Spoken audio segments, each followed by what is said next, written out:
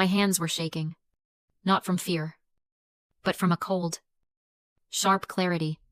I didn't cry. I didn't even breathe. I just opened my family group chat. I attached the PDF with the red banner and typed, "What is this? This is a foreclosure notice." I watched the read receipts pop up. Mom. Dad. Chloe. Silence. 3 minutes later. A reply from Chloe. It wasn't even words first. It was a photo. Her. Sitting by an infinity pool. Drink in hand. Sunglasses on. The caption read, "Finally finding my center in Bali." Then her text came through. "Oh good. You got it." Mom was stressed. "Can you just handle that? I'm in the middle of a mindfulness retreat." Handle it. 2 words. 2 words that summed up my entire 31 years. I wasn't their daughter or their sister. I was the one who handles it. I was the fixer. The support beam. The person who cleans up the mess. I stared at her message. The casual audacity of it. The complete, stunning lack of awareness. My instinct, the one trained into me since I was a child, was to reply, "Okay, let me make some calls." To smooth it over. To absorb the panic. To handle it. But something in me finally snapped. It wasn't loud. It was a quiet, clean break. I typed 4 words back. "No. I won't." My fingers were steady as I hit send. Then I minimized the chat. I opened a different folder in my email. One I hadn't looked at in weeks. The one labeled Stockholm. Inside was an employment contract from a Swedish design firm. A dream job. An offer I'd been holding. Too guilty to sign because... Who would take care of the house? Who would help Chloe? What would Mom do? I clicked open. I scrolled to the last page. I signed my name. I pressed accept. It was done. You see, you have to understand. My family doesn't just live in Charleston. They live in an idea of Charleston. An idea of legacy. Of old world respect. All symbolized by that beautiful, historic, 4-bedroom house on a street lined with gas lamps. A house they hadn't been able to afford for at least a decade. That house was a perfect metaphor for my family. A beautiful, impressive facade. Rotting from the inside. And I was the one they called to patch the drywall. To hide the termite damage. To keep the paint fresh. I wasn't a person. I was the family anchor. The one heavy thing, holding the rotting ship in place, while everyone else got to be the sails. Floating off on their wellness retreats and branding ventures. But an anchor can't just hold a ship. It gets dragged down with it. And I was finally letting go of the chain. That foreclosure notice wasn't a new debt. It was a ticking time bomb I had naively helped them build. I remember the night. 5 years ago. My mother, Sharon, sat me down in the kitchen of that beautiful, rotting house. She was the facade manager. A master at making desperation look like elegance. She held my hand. Her voice soft. "Honey, it's just a formality. Your father and I are just consolidating our debts. The bank just needs a little more security. It's just paper." I was 26. I was still desperate for their approval. So I signed. I didn't realize that consolidating debt was a lie. I didn't realize the money was already spent. 2 weeks later, I saw the first charge. $12,000. I asked Mom about it. "Oh, that," she said, waving her hand. "It's for Chloe. A branding certification. It's vital for her new business." Chloe's new business. My sister, the wellness influencer, who believed work was posting photos of sunsets and sponsored smoothies. Then came the $900 a month car lease for a luxury SUV. She has to have the right image. "Olivia," Mom explained, as if I were a child. "You're an architect. You understand aesthetics?" I did understand. I understood I was funding an illusion. I was paying for the gas lamps, the fresh coat of paint, and Chloe's aesthetic. all while my own savings flatlined. My boyfriend, Leo, saw it. He's a history professor. He see patterns. I'd be venting to him, frustrated, and he'd just listen patiently. One night, he said it. Liv, you're not their daughter. You're their parentified child. I'd never heard the term. He explained it. It's a psychological trap. It's when the child is forced to become the emotional and financial caretaker for the entire family. You're not raised, you're utilized, he said. Your stability isn't a personality trait. It's a trained response to their dysfunction. They don't love you for who you are. They love you for what you do. His words were sharp, and I hated them, because they were true. My entire life, my value was tied to my utility. I wasn't just paying their bills, I was paying for permission to be in the family. And now, with this foreclosure, the bill had finally come due. My phone detonated. It wasn't a slow trickle. It was an immediate, violent explosion of notifications. My no had acted like a grenade, tossed into their private echo chamber. The first text was from my mother, Sharon. It came exactly 30 seconds after I sent my reply. Not, what's wrong, not, are you okay? Just pure, cold command. Olivia, call me immediately. You have embarrassed me. Embarrassed her. Not, we are in trouble. But you have embarrassed me? The facade manager was angry. I'd let the mask slip. I stared at the message. I didn't reply. A minute later, a text from my father. Richard. My father. The silent beneficiary. Who never spoke up during the dinners. Never questioned the spending. But was always the first to enjoy the comfort I paid for. His text was shorter. You're stressing your mother. Fix this. Again. Fix this. The same 2 words Chloe used.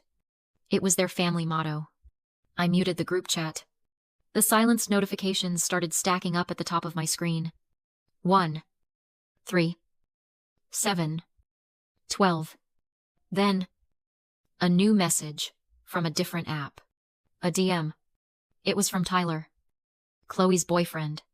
A brand strategist who, as far as I could tell, he was a 30-year-old man who lived off my sister. Who in turn lived off me.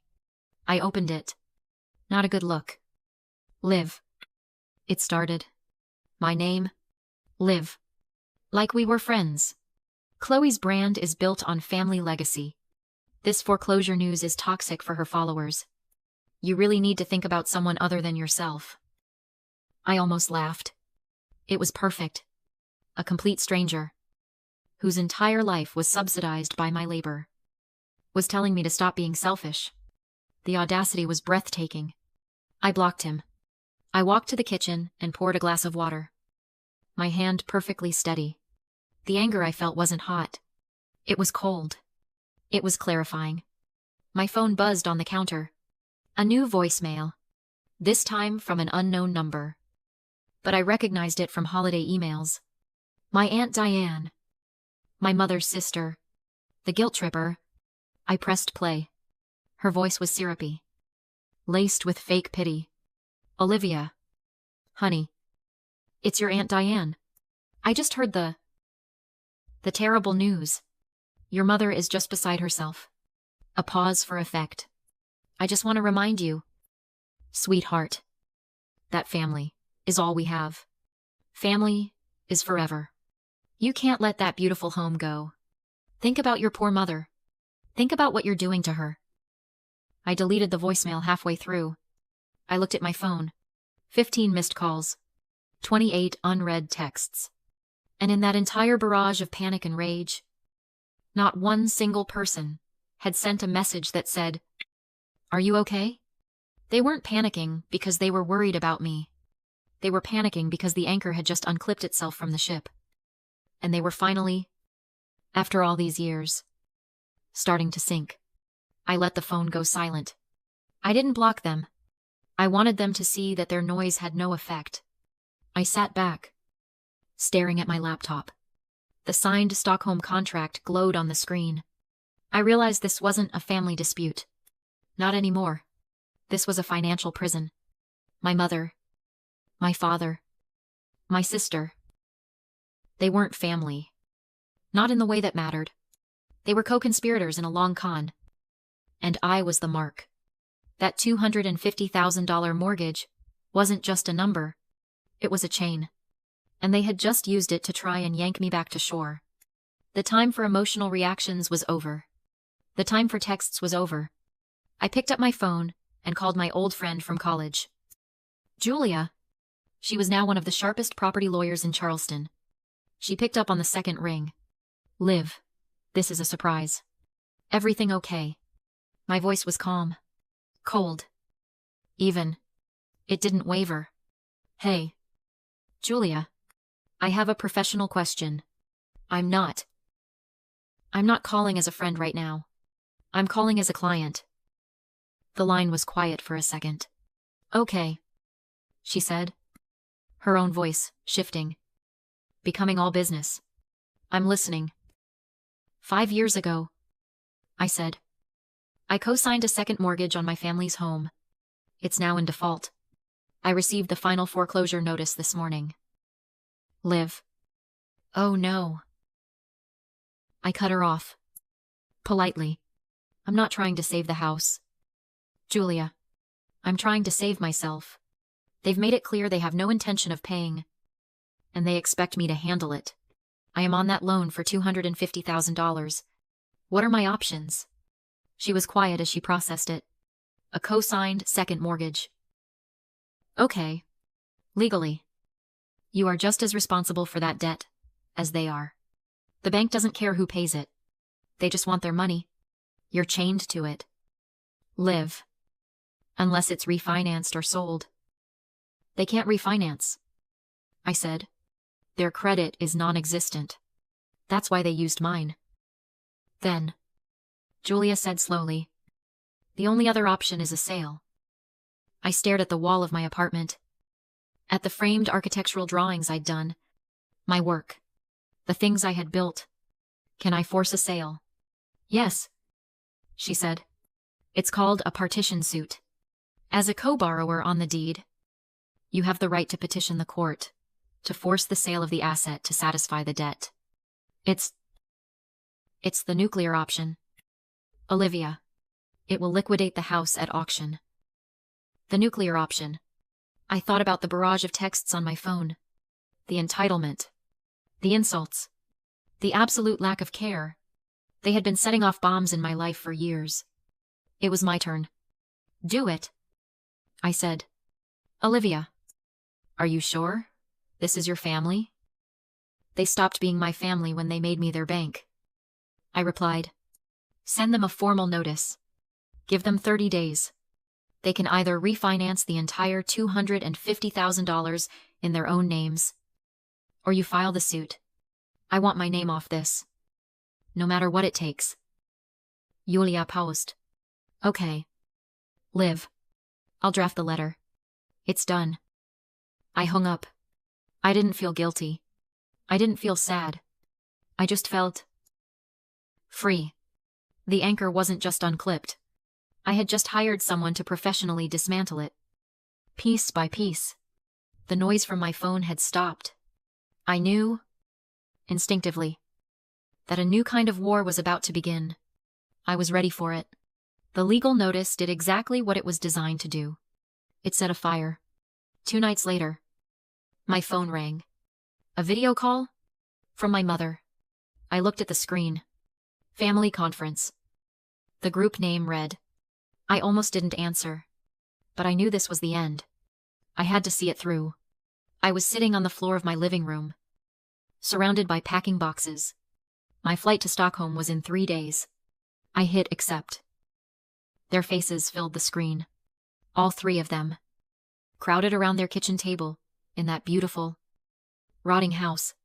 My mother, Sharon, was center screen. Her face tight with a rage she was trying to mask as concern. My father, Richard, stood behind her, arms crossed. The silent enforcer.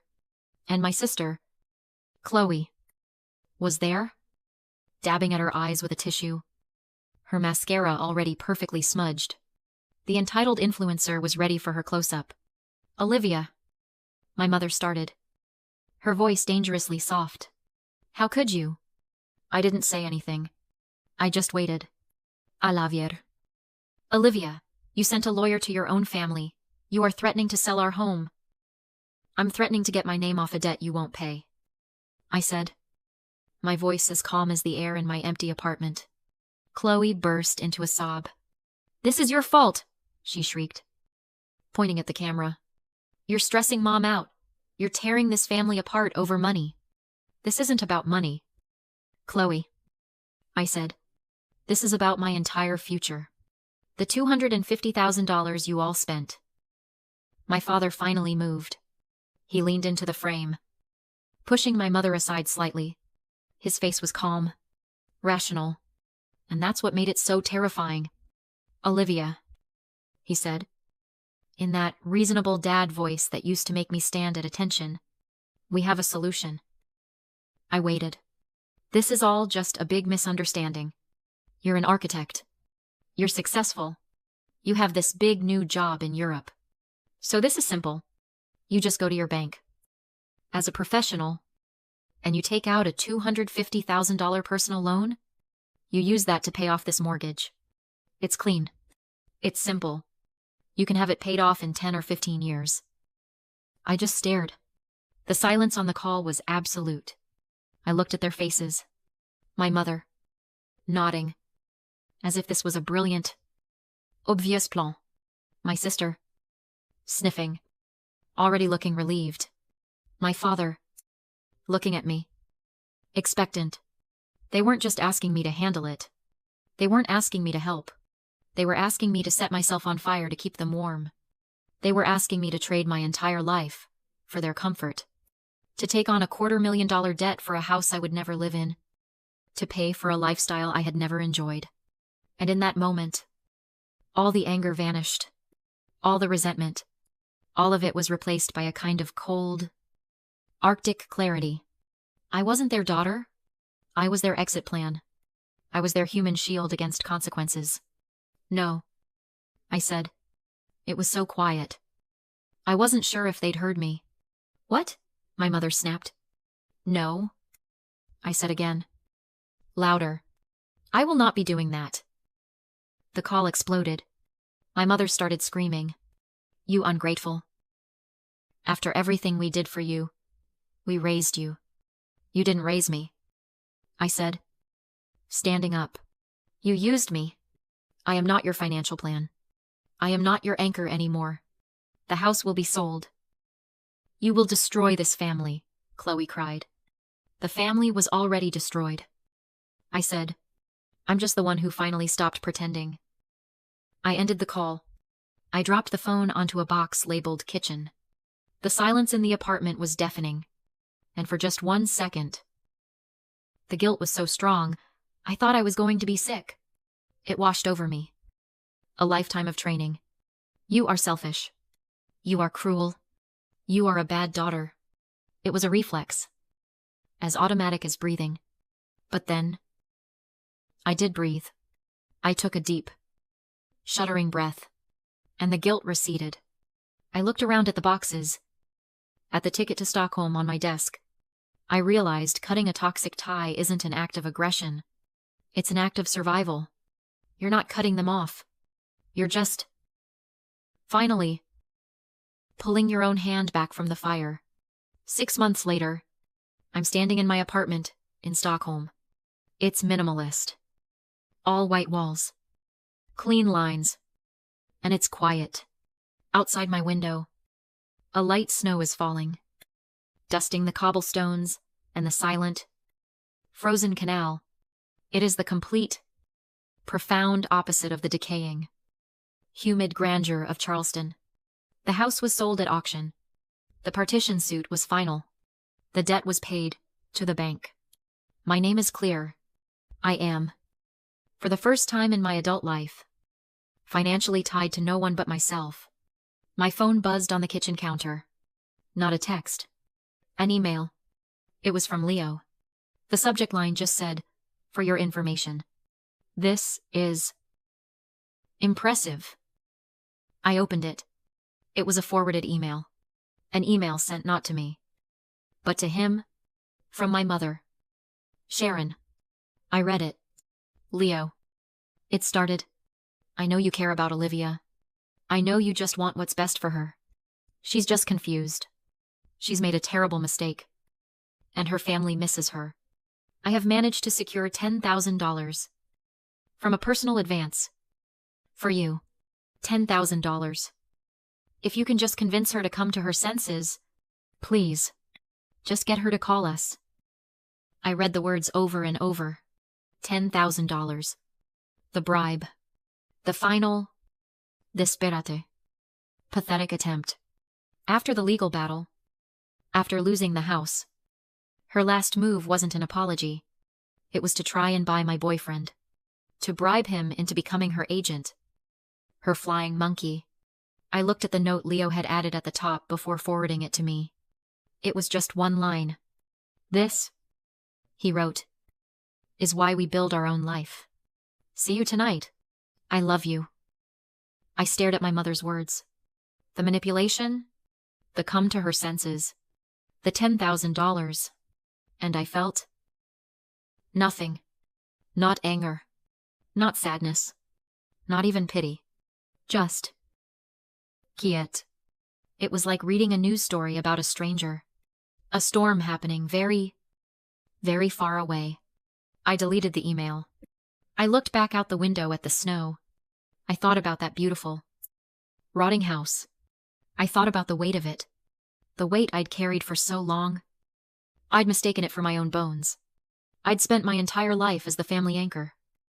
The heavy, unmoving thing holding the entire rotting ship in place. But looking out at the clean, white world in front of me, I realized I was finally done being the anchor. It was my time to be the sail. And if you're out there, and you've ever felt like this is for you. This is for the one who always felt on the outside of their own family. The one who was only invited as long as you were useful. The one who confused being needed with being loved. I need you to know belonging is not a job. It is not a price you pay. Or a debt you owe. It is not a performance. Real belonging is the quiet, profound, unshakable peace of finally, completely belonging to yourself. You are not alone.